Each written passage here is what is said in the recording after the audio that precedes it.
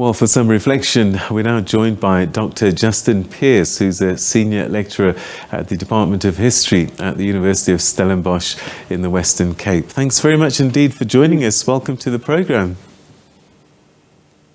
Thank you. Good evening. So 40 years on the throne, as it were, and I'm told that only Obiang Nguema Basogo had a longer time in power, and that was just by 2 months. So 4 decades means that he really had a colossal impact on the lives of people in his country whilst he was president and even before as a struggle hero. Yeah, that's true. I mean, he became president 4 years after Angolan independence upon the death of the founding president, Agostinho Neto, former foreign minister. Not really anybody ever expected to become president. A fairly quietly spoken person, not a great orator at all, but a very, very skilled politician who got himself into power on the death of Neto in 1979 and managed to stay there against the odds in many ways, presiding over the country, as you say, during many years of war. I think then with the end of the war in 2002, he really tried to relaunch his political career by branding himself the architect of peace. This was the slogan that was used in all government propaganda around the time. He really wanted to take credit for ending the war and to cash in on the mood of euphoria that surrounded that time. I think that potential luster kind of became tarnished in the years after the war. It became evident that during the 1990s, the last decade of the war, he'd been using the war as an excuse to suppress the opposition and also use the war as a kind of smokescreen behind which Dos Santos himself and members of his circle, particularly favoured army generals, were getting rich on the back of the conflict. And then that continued after the end of the war, as the same people, including Dos Santos and his close associates, got even richer on the back of a reconstruction program, which was sold as being for the benefit of all Angolans. But I think people realized fairly quickly how limited the benefits of that work. So that by the time Dos Santos decided to stand down in 2017 and hand over to João Lourenço, I think there was he'd become associated in the public mind probably more with corruption than any more positive legacy. Certainly for a younger generation, the war is now ancient history. The generation that grew up in the last years of the war, who've even been born since the end of the war, are a generation which have really seen Dos Santos as standing in the way of change, rather than giving him credit for ending the war as he would have hoped. But he did play a major role, I guess, in freeing Angola from the Portuguese and the liberation struggle. And it is so long ago, but one mustn't forget that they were young and they gave their lives to free their country. I mean, Dos Santos was never a central figure in the anti-colonial struggle. I think, like all leaders of his generation, that was certainly an aspect of his legacy that he liked to play up, struggle credibility. But I think with the long years of war since independence, particularly the Civil War, although it had backing from outside of Angola, I think there's been an increasing realization among Angolans that it was also a civil war. Nowadays, people more and more talk about it as the war between brothers, a war that should have been resolved quicker than it actually was. So I think in that sense, there's a feeling that Dos Santos could have brought the war to an end earlier than actually happened. We understand it to have been a proxy war between Russia and the United States, a Cold War playing out in Angola, the UNITA versus MPLA.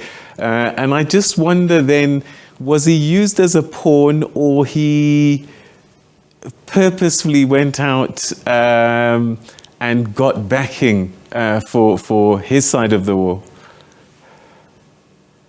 Well, I think this is a never-ending question, really. That clearly there were big global superpower interests at the time. Washington and Moscow were looking at each other and very suspicious of each other. Obviously, the context of apartheid in South Africa as well. The government in Pretoria trying to act against what it saw as security threats to itself. So yes, there was that big picture. But, you've got to recognize that actors within Angola, whether the MPLA or UNITA, actively sought out foreign support as well to secure their own interests. So, you can't understand the long conflict in Angola without looking at both the external global dimension and also the internal Angolan dimension of it. What about his legacy on the continent as one of the, I guess, senior fathers of the continent eventually?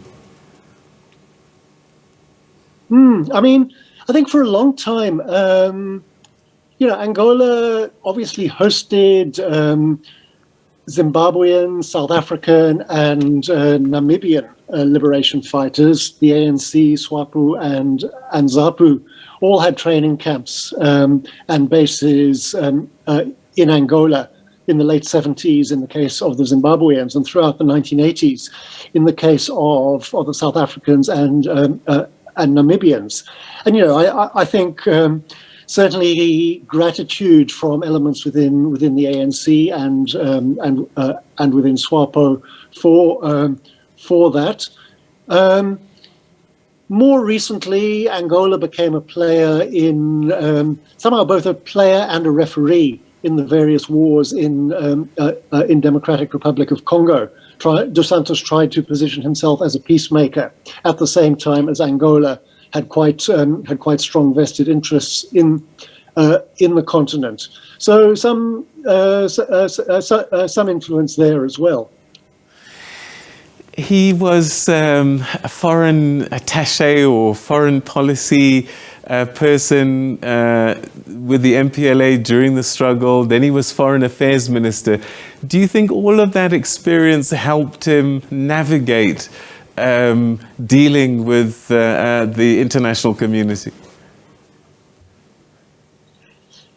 Yes, I guess it did. I think he engaged when he wanted to engage. There were times when Dos Santos was barely visible on the world stage at all. But he certainly knew when it was opportune to engage. The support for the liberation struggles in South Africa, Zimbabwe, and Namibia.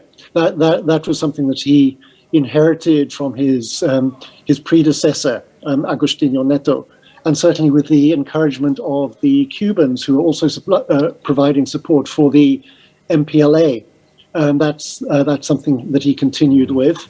I think the involvement in DR Congo in the late 90s and into the 2000s, that was much more on his own initiative and was very much about securing Angola's interests in the region. He certainly had a vision of Angola as being the second major regional power after South Africa. So how do you think people in Angola are dealing with the news, and how will they remember him?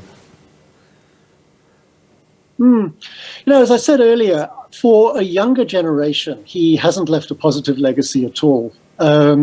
They only really will know about the corruption of more recent years. And even older people who I've spoken to in Angola recently, now that the political climate is a bit more relaxed than it was a few years ago, I mean, people who would have been absolutely loyal to Dos Santos for a long time are now starting to admit that maybe he did mishandle things. You know, I think if there's anything to sweeten his legacy at all, it's a realization that things haven't gone as well under João Lourenço in the last 5 years as people perhaps expected.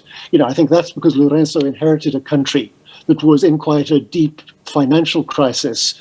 In that sense, Dos Santos really got out at an opportune time and handed over a bit of a poison chalice to his successor. So, you know, I think part of the blame has now been shifted onto Lourenço as well. But, you know, I do think it'll be a while before Dos Santos' reputation among ordinary Angolans is rehabilitated. All right. I wish we could talk for a little bit longer, because there's a whole side of his family and the wealth that they got under his tenure. But perhaps after a few days, we'll be able to revisit. But for tonight, thanks so much for joining us. Thanks for your time. Thank you. It's a great pleasure to talk. All right. That's Dr. Justin Pearce talking to us about former president, who's now late, Eduardo Dos Santos, who died in a hospital in Spain.